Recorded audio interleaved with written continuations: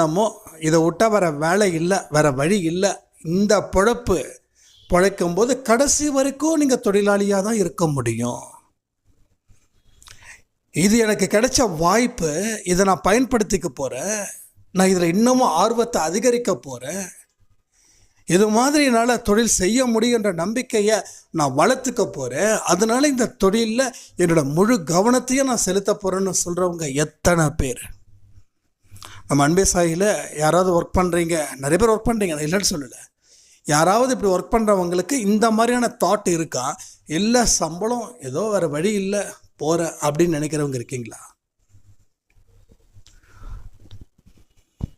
இதெல்லாம் நம்ம ஆரம்பத்தில் யோசிக்கணும். ஏன்னா ஒரு 40 இயர்ஸ்க்கு மேலே நாம் ஒரு பொசிஷனுக்கு வரணும். ஏன்னா அந்த பொசிஷன் இஸ் வெரி இம்பார்ட்டன்ட். உங்களுக்கு இல்லை, உங்கள் குடும்பம்